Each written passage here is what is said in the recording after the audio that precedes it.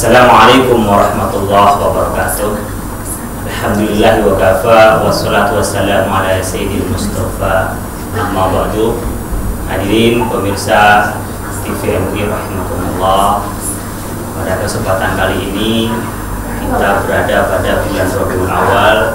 Orang banyak menyebutnya dengan bulan Maulid Nabi, karena di mana-mana orang merayakan Maulid Nabi.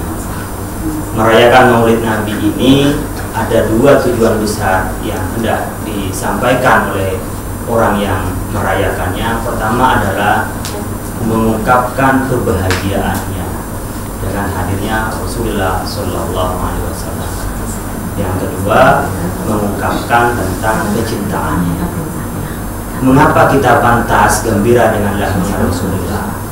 Karena Rasulullah itu yang membawa pedoman kebenaran. Coba bayangkan ketika tidak ada Nabi, kita ingin mencari kebenaran ilmiah saja, kita harus meneliti di lapangan. Kita ingin mencari kebenaran tentang suatu masalah, kita melakukan penyidikan yang cukup panjang. Kita bisa melihat dengan kasus jatuhnya pesawat AirAsia, betapa lama kita mencarinya dan berapa dana kita keluarkan ingin mencarikan black box-nya itu untuk menemukan kebenaran tentang hakikat dan apa penyebabnya kejatuhan ini. Bagaimana kita kalau mencari kebenaran di dunia dan akan dibawa ke akhirat, tanpa kita harus bersusah payah, kita cukup mengikuti perintah Rasulullah SAW dan menteladani perbuatan perilaku Rasulullah SAW. Saudara, pada kesempatan halaqah kali ini kita sebagaimana biasa bersama Dr. Taufik Al-Asyad. Assalamualaikum. Waalaikumsalam warahmatullahi wabarakatuh. Dan Saudara Ahmad Zubaidi MA. Assalamualaikum. Waalaikumsalam warahmatullahi wabarakatuh. Pak Taufik dan Pak Zubaidi, kita tahu merayakan Maulid Nabi itu dua besar yang ada pada hati umat, yaitu karena senang dengan kelahiran Nabi Muhammad sebagai pembawa kebenaran dan sekaligus visualisasi dari sebuah kebenaran itu sendiri sehingga mudah menirunya. Yang kedua juga karena kita sudah senang, maka kita harus memupuk kecintaannya. Nah, sebenarnya orang mengekspresikan menjadi karnaval, mengekspresikan menjadi acara sholawatan, bahkan ada acara teatrikal, macam-macam lah orang itu melaksanakan Maulid Nabi. Sebenarnya fenomena ini secara psikologis seperti apa sih sebenarnya? Sebenarnya ini masalah cinta ya. Kalau seseorang sudah mencintai terhadap sang kekasih, maka dia bisa mengekspresikan sesuai dengan apa yang dia anggap itu patut untuk diberikan. Meskipun mungkin Nabi barangkali belum tentu juga berkenan dengan cara-cara ekspresi itu, mungkin ya. Tapi ini hanya wujud dari sebuah kecintaan kita, bahwa kita memiliki seorang pemimpin, memiliki seorang panutan yang patut kita tiru dari sisi akhlaknya, dari sisi ajarannya. Maka kita sewajarnya pula kita menyampaikan ekspresi itu dengan kondisi yang kita miliki. Kegambiran Nabi kan pernah diekspresikan oleh Nabi ya dalam sebuah hadis. An Abi Qatadah al-Ansari radhiyallahu anna Rasulullah sallallahu alaihi wasallam su'ila an shaumi yaumil itsnain faqala yauma wulidtu wa yauma unzila alayya.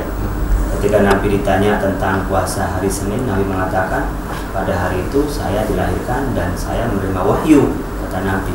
Nah, ekspresi Nabi itu dengan puasa, lalu ekspresi dengan bentuk pengajian, ekspresi dengan takbir akbar. Orang menyebutnya itu bid'ah, Pak Zubaidi. Ya. Menyebutnya adalah mengada-ada di dalam beragama. Nah, ini pemahaman ekspresi kegembiraan itu seperti apa di dalam konteks syariah? Ya, kita ini kan beragama dari sebuah sistem kepercayaan, di mana kita yang hidup di zaman sekarang ini atau utamanya zaman setelah Rasulullah SAW wafat, tentu kan tidak menyaksikan secara langsung keberadaan baginda Rasulullah SAW. Karena tidak menyaksikan itu, maka ada kemungkinan seiring dengan zaman berlalu, orang bisa semakin lupa dengan spirit kenabian itu.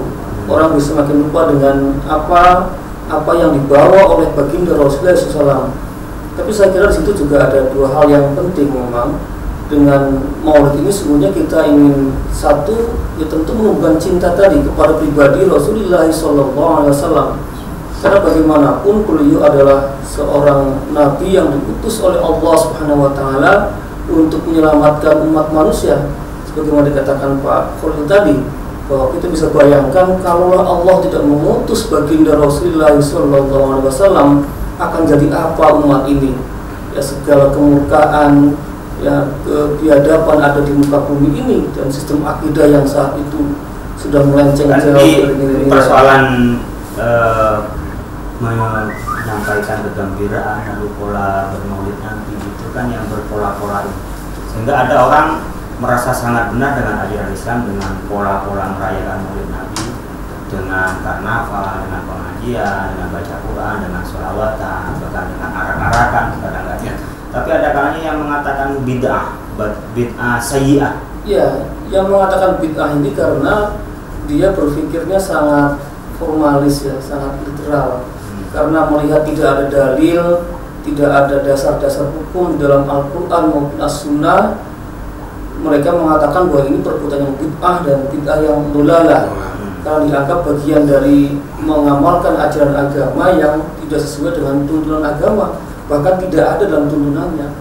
Tapi sesungguhnya itu karena mereka melihatnya dari aspek yang hanya satu pandangan saja, ya, dari satu perspektif saja. Seharusnya melihatnya adalah dari segi bahwa ada hal-hal di luar yang sudah diatur dalam Quran dan Sunnah yang itu juga penting ditumbuhkan, dan nyatanya Quran juga tidak melarang itu. Manakala kita untuk menumbuhkan rasa cinta kita kepada baginda Rasulullah SAW dengan cara melakukan karnaval atau dengan cara apapun juga sebagai luapan kegembiraan. Dalam Quran ada firman Allah juga kan yang intinya bahwa ketika kita mendapatkan rahmat dan keutamaan dari Allah Subhanahu wa taala, kita disuruh untuk bergembira.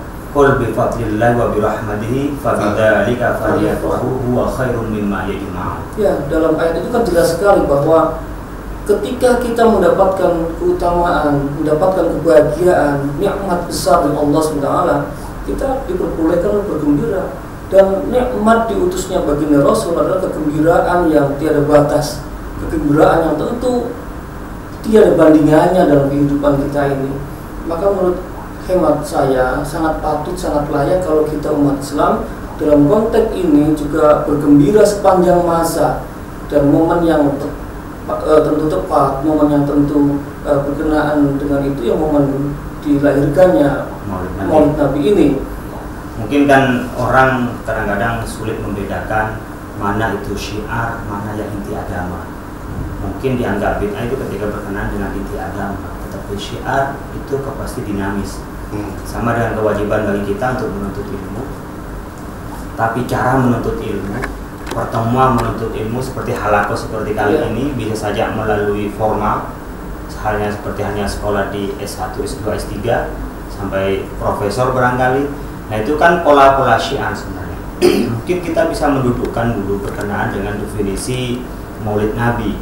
Kalau Asyuyuti dalam kitab Al-Hawi fil Fatawa itu dalam halaman 222 disebutkan Maulid Nabi adalah wa ijtima'un nas, ada kumpul-kumpulnya kita semua, wa qira'ati ma tayassara minal Qur'an, wa riwayatil akhbar wa ridati fi mabda'in nabi fi maulidihi syarif, summa yamutu lahum simatu ya'kulunahu summa yansarifunahu min ghairi ziyadatin ala dhalik fa huwa minal bid'il hasanati yusabu fa'iluha bima fihi min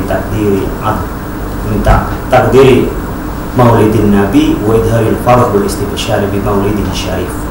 Jadi kalau Asyuti mendefinisikan bahwa maulid nabi itu ya kumpul-kumpulnya orang-orang lalu membaca Al-Quran, membaca riwayat, prosa, puisi tentang Nabi Muhammad, sifat-sifatnya Nabi Muhammad, kemudian summa yamutulahu simatu ya'kulunahu, kemudian ada makanan-makanan yang dihidangkan seperti kita tahu maulidan kan. Nah, kemudian mereka pulang, maka Asyuti mengatakan itu adalah minal bid'ah hasanah. Bid'ah juga tapi baik. Itu juga ada berpahala karena kita mengagungkan Nabi dan kita menyampaikan kebahagiaan dengan kelahiran Nabi. Dan kita bisa melihat ketika Abu Jahal mendapat berita dari Suwaibah Aslamiyah tentang kelahiran Nabi Muhammad, langsung dimerdekakan budaknya itu. Dan dalam riwayat Bukhari, Abu Jahal setiap hari Senin diringankan dosanya karena bahagia. Sebenarnya ungkapan bahagia secara psikologi itu bahagia seperti apa sih Pak Taufik dalam psikologi orang itu? Jadi menarik, orang yang melakukan atau memperingati Maulid Nabi itu paling tidak ada 3 hal yang mendasarinya. Jadi orang cinta kepada Nabi itu ada 3 hal. Yang pertama adalah rasa senang. Orang menjadi salah satu dari bagian umat Nabi Muhammad SAW itu adalah suatu keberuntungan, suatu hal yang sangat menyenangkan. Saya sangat senang ya, saya sebagai umat Nabi. Yang kedua adalah bahagia ketika ajaran Nabi itu disebarkan dalam waktu yang sangat singkat dan memberikan satu pencerahan dunia yang istilahnya mendapatkan apresiasi karena dalam waktu yang sangat singkat bisa merubah peradaban, dan itu membahagiakan banyak orang.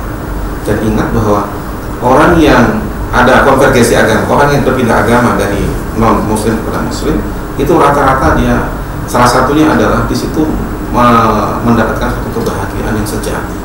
Jadi menemukan kesejatian dirinya bahwa Islam ternyata menjadi sebuah jawaban dari seorang kebutuhan manusia terhadap Tuhannya. Yang ketiga adalah adanya harapan. Orang yang mencintai pasti ada harapan. Kalau orang mencintai seorang perempuan tapi tidak ada harapan, ya tidak bisa diekspresikan. Sama dengan kita mencintai kepada Nabi, bahwa ketika kita ada harapan akan menjadi umat Nabi, apalagi nanti kita mendapatkan pertolongan, mendapat syafaat Nabi ketika kita membaca sholawat yang banyak, maka kita bisa mengekspresikan dalam berbagai gaya. Bisa dalam bentuk, kalau di Jogja kan dalam bentuk sekaten atau apalah yang itu. Namun tentu saja ada beberapa hal yang perlu kita tekankan, bahwa kecintaan itu juga harus dituangkan dalam hal-hal yang sesuai dengan prinsip yang betul gitu ya. Jangan sampai berbau hal-hal yang tidak tepat gitu ya. Jadi memang ada model-model merayakan Maulid Nabi yang dilakukan dengan cara mereka tuh buang-buang makanan, lalu dengan mereka sesajen, lalu dengan hura-hura. Tentu mau Maulid Nabi mau tidak Maulid Nabi itu mesti dilarang lah ya. Iya. Nah demikian juga sebenarnya tanpa menyebut Maulid Nabi kita sudah melakukan tabligh akbar. Kita melakukan pertemuan harapan juga ada. Hanya momen Maulid Nabi itu dipakai untuk mengenang dan untuk menambah kecintaannya kita kepada Rasulullah SAW. Jadi itu yang dilakukan dalam proses Maulid Nabi. Nah, kalau di dalam sejarahnya Maulid Nabi itu kan dilakukan besar-besaran pertama kali itu oleh Malik Al-Mutaffar Quburi, Zainuddin Ali bin Baktakin ya, sampai menghabiskan 300.000 dinar lah, mungkin berapa triliun ya. Kalau buat beli cendol mungkin udah banjir lah kita ini. Itu kan untuk mensemangatkan umat Islam, semangat keagamaan. Nah, mengkorelasikan aspek sejarah abad ke-8 ya Hijriyah itu ya dengan pada saat zaman Nabi ini kan dianggap gap ini Pak Zubaidi. Jadi dianggap ini baru, tak ada di zaman Nabi meskipun Nabi pernah merayakan dengan cara puasa itu. Menjawab bahwa legal dalam tanda petik, legal secara syariah Maulid Nabi itu apa sebenarnya yang bisa menjadi dalil pokok lah awam itu bisa, masyarakat itu bisa meyakininya. Ya tentu kalau sebenarnya sebagaimana Pak Khalid tadi sebutkan mengenai firman Allah yang berkaitan dengan rahmat Allah itu yang perlu kita syukur, dan baginda Rasul adalah rahmat yang terbesar. Dan yang kedua tadi baginda Rasulullah SAW ternyata juga memberikan satu penghormatan terhadap kelahiran beliau sendiri, di mana beliau setiap hari Senin berpuasa karena ketika ditanya hari itu adalah hari dilahirkan dan beliau mendapatkan wahyu. Tentu ini sudah memberikan sinyalemen bahwasanya baginda Rasul sendiri bangga atas kelahiran beliau. Jadi kalau kita merujuk dengan kasusnya Nabi Isa alaihissalam, beliau juga memberikan penghormatan. Wassalamu alayya yawma wulidtu yawma amutu wa yawma ub'atsu hayyan. itu juga memberikan satu indikasi bahwa ternyata Quran menyantumkan itu, berarti Quran juga setuju jika ada seseorang memberikan satu penghormatan terhadap kelahirannya. Yang terpenting memang adalah jangan sampai penghormatan pada diri pribadi seseorang itu kemudian mengkultus, yang menjadikan seolah orang itu orang yang sangat hebat dan kita bergantung secara psikologi ataupun secara banyak hal, seolah kalau tidak dia itu kita tidak mendapatkan, melupakan kita bergantung pada Allah ya. Itu sudah melampaui batas, terang dilarang karena itu syirik namanya. Tapi dalam konteks ini sesungguhnya adalah kalau kita lihat pada abad ke-8 saja para tokoh Islam sudah merasa ada kekeringan spiritual, sehingga Islam pada saat itu juga mengalami beberapa kekalahan ketika berperang dalam perang salib. Sehingga kalau tidak salah Salat Al-Ayyubi sendiri membangkitkan umat untuk mempunyai spirit berperang jihad fisabilillah dengan membangkitkan Maulid Nabi Muhammad SAW. Jadi tampak di sini bahwa perayaan Maulid Nabi itu syiar dan sarana revitalisasi keimanan, kecintaan kepada Rasulullah, dan juga penampilan dan menampakkan terhadap kegembiraan ya di dalam proses keberagaman kita. Betul. Bukan Maulid Nabi itu ritual atau ibadah itu sendiri, tapi itu hanya sarana. Ekspresi keagamaan menggunakan momentum-momentum seperti halnya momentum kemerdekaan di Indonesia dirayakan pada 17 Agustus. Betul. Momentum kita juga mungkin kelahiran, mungkin momentum hari pernikahan, seperti momentum-momentum yang memang tidak bernilai ritual, hanya saja diisi dengan nilai-nilai yang sifatnya ritual itu. Nah, dalam konteks sekarang kita kan bisa melihat fenomena di Indonesia dan di dunia, di mana ada orang yang sangat kental untuk menunjukkan identitas keislamannya, ya, dengan cara mereka sampai melakukan hal-hal yang dilarang dalam Islam, melakukan destruktif dan sebagainya, mungkin penghancuran dan juga pembunuhan dan sebagainya. Ada juga orang yang sama sekali tidak mau melibatkan keislamannya di dalam kehidupan kelompok. Dia dianggap adalah masalah private saja. Agama itu adalah private, agama adalah pribadi, tidak perlu dibawa ke komunitas, tidak perlu dibawa apalagi sampai pada tingkatan negara. Nah, kontekstualisasi Maulid pada era sekarang kira-kira dari aspek mana ya Pak Taufik? Akhir-akhir ini kan orang kadang-kadang tidak mau menaruh identitas dirinya saja di KTP, nggak mau gitu kan, agamanya itu nggak mau ditaruh seperti itu. Ada juga orang yang kalau disebut dengan agama tentu nggak perlu karena ini akan mengakibatkan ketersinggungan dan sebagainya. Kira-kira Maulid Nabi bisa masuk dalam psikologi memperbaiki seperti apa dalam kondisi sekarang? Iya, Maulid Nabi itu adalah ekspresi keagamaan. Dalam sebuah ayat, saya lupa ayat, disebutkan bahwa Allah saja membaca sholawat kepada Nabi. Innallaha wa malaikatahu yusholluna 'alan nabi ya ayyuhalladzina amanu shollu 'alaihi wa sallimu taslima. Kalau kewajiban-kewajiban agama yang lain, Allah memerintahkan aqimus sholah wa atuz zakah, lakukan sholat, bayaran zakat, haji dan seterusnya. Tapi untuk sholawat kepada Nabi, Allah langsung mengucapkan sholawat. Dan kita sebagai umat Nabi yang memiliki kecintaan kepada beliau, kita ungkapkan dalam sebuah ekspresi, kenapa tidak, selama hal itu tidak bertentangan. Oleh karena itu maka kita sebagai umat, kita harus bangga sebagai umat, dan itu sah saja untuk mengungkapkan dalam berbagai ekspresi keagamaan, yang apalagi di situ tujuan utama atau substansi dari pelaksanaan Maulid Nabi itu kan sebenarnya kita mengambil dari atau bisa memanfaatkan ajaran atau ajaran Nabi inilah yang kita harus lakukan. Jadi bukan semata-mata hanya cinta di situ kita lupakan gitu ya. Tapi kita cinta, kita bangun, kita setiap waktu kita mencintainya dengan membaca sholawat. Oleh karena itu maka kan dalam Islam menganjurkan kita selalu membaca sholawat, itu adalah sebagai ekspresi dari kecintaan kita kepada Nabi. Jadi ekspresi cinta itu bisa beda-beda. Kayak kita menghormati orang. Jadi ada orang menghormati orang lain dengan cara mencium tangannya, ada cara nunduk, bahkan ada mungkin dengan cara salamnya, pelukan. Itu ekspresi cinta. Namun ekspresi cinta dalam bentuk kepada Rasulullah ya mengikuti perintahnya, tuntunannya, dan menjauhi larangannya. Dan proses mendekatkan itu dengan cara bersolawat. Bersolawat kan innallaha wa malaikatahu yusholluna 'alan nabi. Kalau Allah itu bersolawat pada Nabi, artinya Allah merahmati Nabi Muhammad. Kalau kita, kalau malaikatnya seperti juga manusia berdoa kepada Allah untuk dirahmati. Jadi bedanya karena tapi intinya dari proses alam raya dan juga yang menciptakan alam raya ini bersolawat kepada Nabi. Kalau Nabi saja bersolawat, Allah saja bersolawat, lalu juga para malaikat bersolawat, makhluk tentunya pasti bersolawat. Manusia yang menjadi umat Nabi masa tidak berbangga dengan solawat.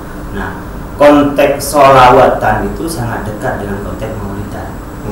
Nah, dulu kan pada awalnya, pada saat Maulid Nabi itu menjadi sebuah fenomena dan menjadi sebuah terobosan untuk revitalisasi, maka banyak lomba-lomba prosa dan puisi, ada berzenji, ada simtud duror, ada macam-macam. Itu kan dalam rangka bagaimana menggambarkan Nabi yang sempurna, Nabi sebagai teladan itu. Nah, seperti ini fenomena sosial orang yang ekspresi melalui sastra itu seperti apa, Pak Subedi?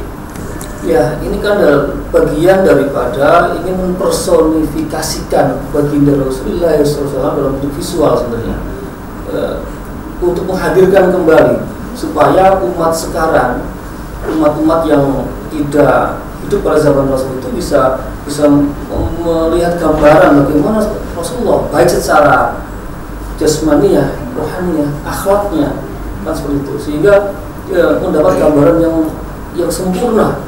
Nah, dari sanalah kemudian sesungguhnya tujuan akhirnya adalah bagaimana kita kembali kepada mencontoh apa yang dilakukan oleh baginda Rasulullah SAW. Karena sesungguhnya momen ini tiada lain adalah mengingatkan kita baginda Rasul di samping pribadinya luar biasa juga membawa ajaran. Nah, ajaran inilah yang harus terus kita ikuti, harus kita lakukan.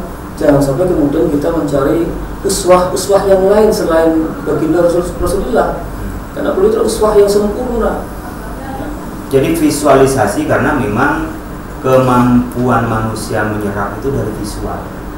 Jadi kan daya ingat, daya tangkap otak manusia itu kan bisa dari visual dan imajinasi. Oleh karena itu mungkin penggambaran-penggambaran yang dilakukan oleh para ulama atau para sastrawan tentang Nabi melalui sastra itu untuk memvisualkan, untuk memudahkan untuk menggambarkan sehingga lebih mudah juga menteladani. Karena kalau gambar utuh Nabi kan tidak boleh digambar, muka Nabi, fisik Nabi kan tidak boleh digambar di dalam Islam. Nah, penggambaran melalui sastra itu biasanya lebih dalam.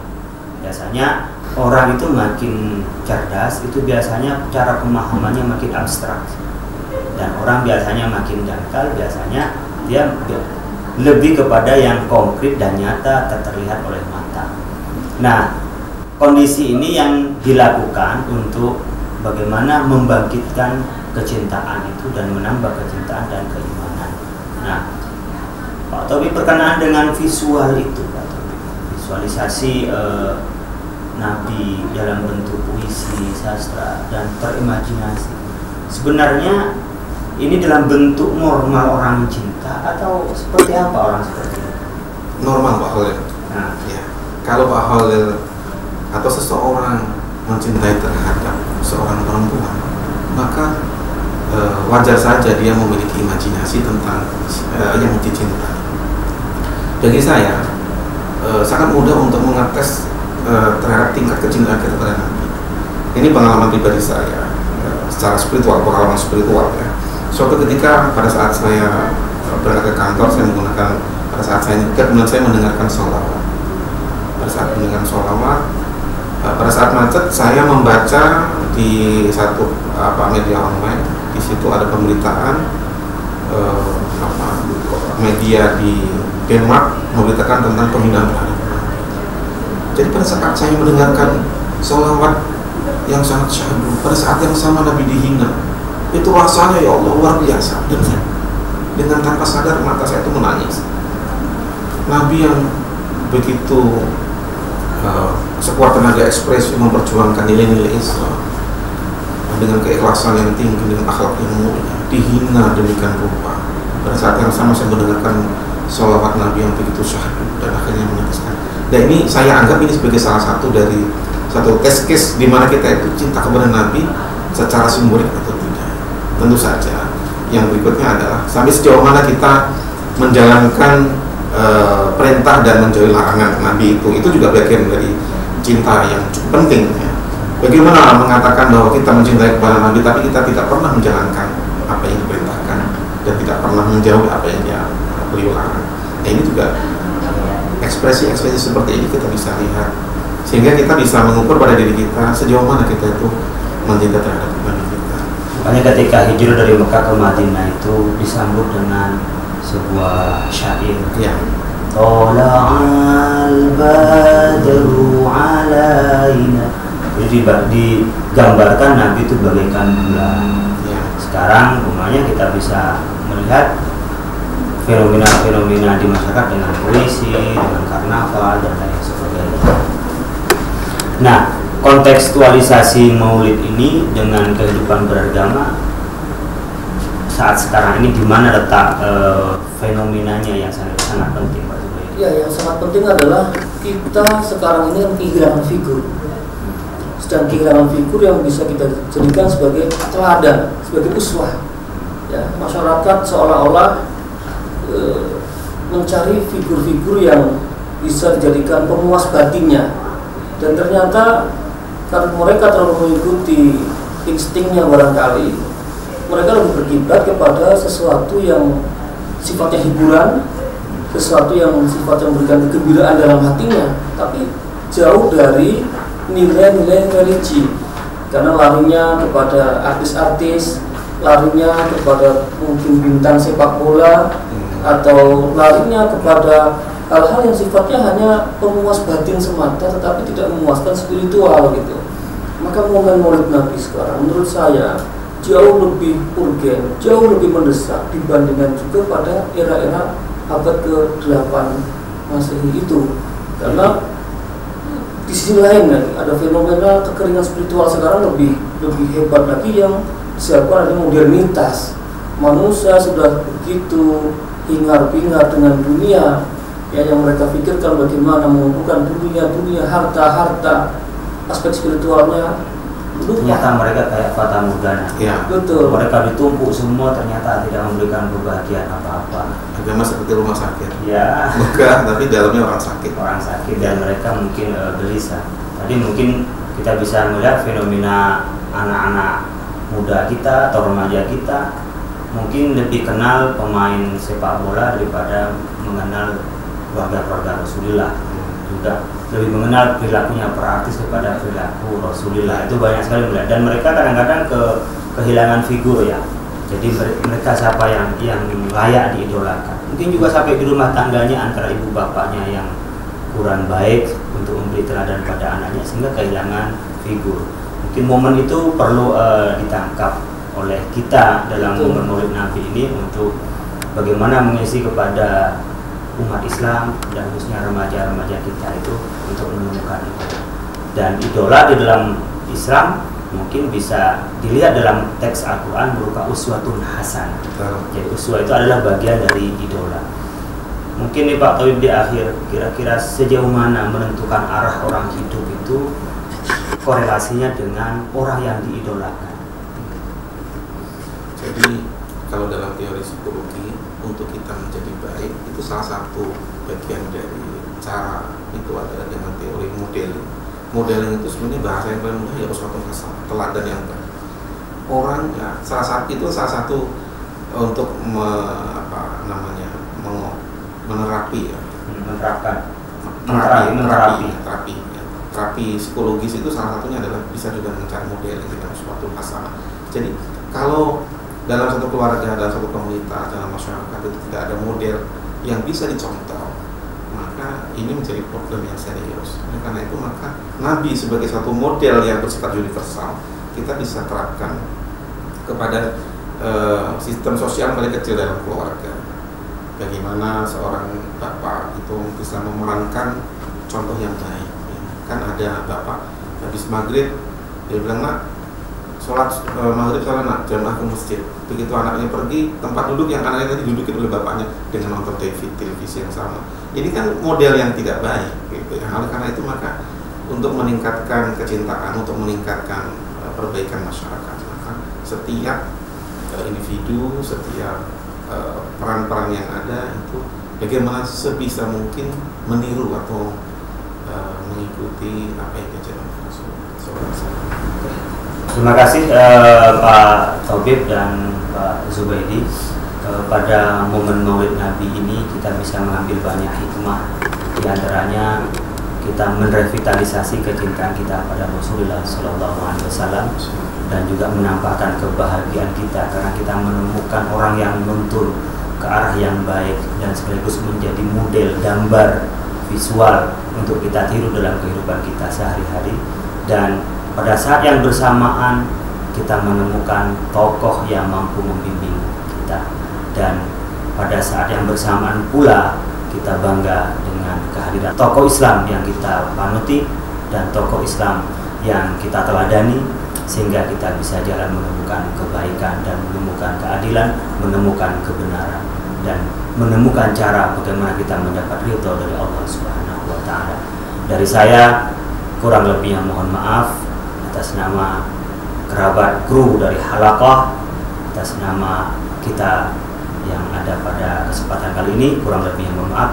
Assalamualaikum warahmatullahi wabarakatuh. Waalaikumsalam warahmatullahi wabarakatuh.